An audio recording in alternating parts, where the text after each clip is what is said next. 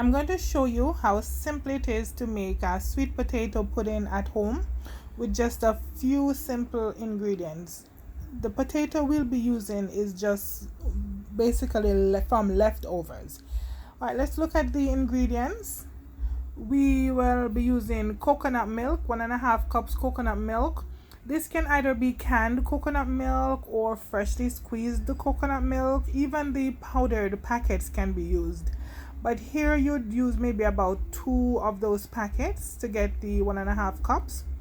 We will need a 1/2 cup evaporated milk, 1 cup sugar, 1 cup flour, 1/2 teaspoon salt, 1/2 teaspoon baking powder, 2 tablespoons cornmeal, 1 teaspoon vanilla, 1/2 teaspoon nutmeg, a 1/4 teaspoon almond flavoring, 1 tablespoon butter or margarine, 2 tablespoons rum, and 4 tablespoons red label wine. We will now wash and peel our potatoes. These are very small potatoes. We have 2 types of potatoes, but that's not a problem. Alright, we've now diced into cubes to make it easier for the blender or food processor.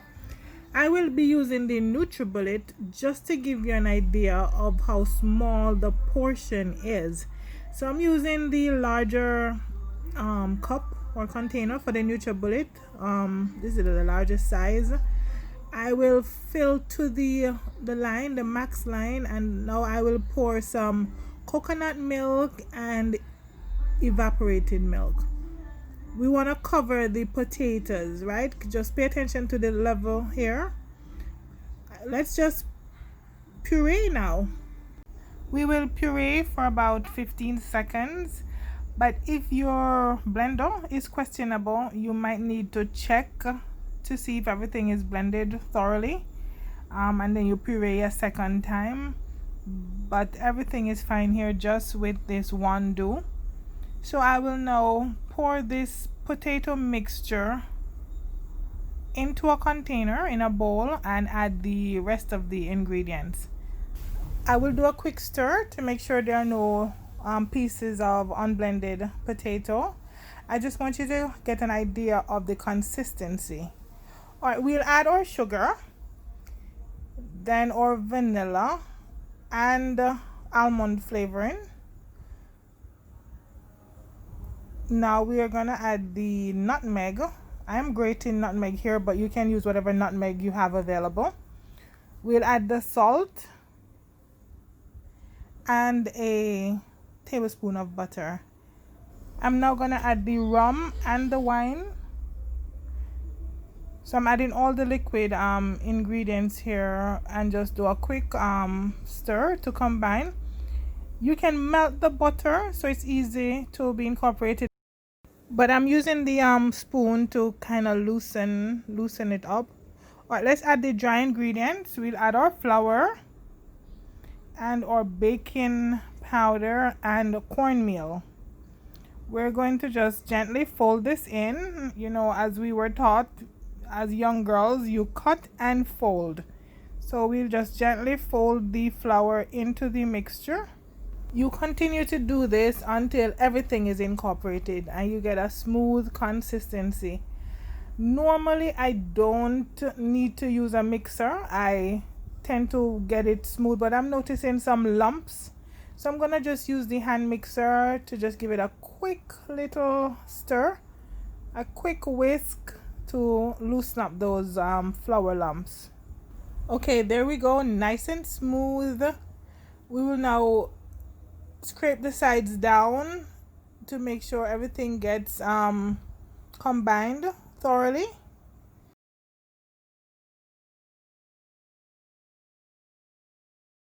Here we have buttered our baking pan. You can use one of those disposable pans, but I am using a regular baking pan here. It's a small baking pan, about 7 inches, because it's a small portion. You know, it was only a pound of sweet potatoes. So we will just pour the mixture into the pan and bake for about an hour. We're gonna start with 400 degrees for 30 minutes. I'm now doing the mixture that we will pour on top of the potato to give that nice soft top, as we know. So we have coconut milk, evaporated milk, brown sugar, vanilla, and a pinch of salt. We will now stir to loosen up the sugar crystals. So you just take your time and just mix that out. Alright, this is the pudding after about 45-50 minutes in the oven. It's almost done. So we're just finishing off. We pour the mixture on and we return it to the oven for 15 minutes at 450 degrees because we want to create this caramel on top. You can determine how long you leave your potato into the oven. If you want the nice soft top, as we know growing up, you can take it out much sooner, but I wanted a nice caramel. We're gonna use a dinner knife to try and loosen the size of the potato. The pudding needs to rest for at least 2 hours so you can get any remnants of the pudding itself. If you cut it before 2 hours, it's gonna be mushy. It would not have set, but it's your pudding, so if you want to just scoop it up with a spoon, that's fine. As you can see here, the pudding would have needed at least to sit down overnight or maybe 2 more hours, but we could not wait, so I'm gonna use this spatula to remove a slice. Alright, there you have it. Look at the crust that we have achieved around the edges. The top is not so soft, but you do the pudding to how you want it done, how you like it. This is a masterpiece right here. You create your own masterpiece. You can adjust the ingredients after you've tried it the first time to satisfy your own liking. You can reduce the sugar.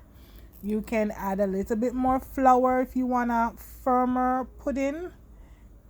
So try this recipe. Let me know how it works out for you. But this is a breeze and it is super yummy.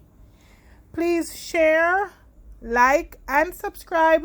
Let me know what you want me to make next. Thank you.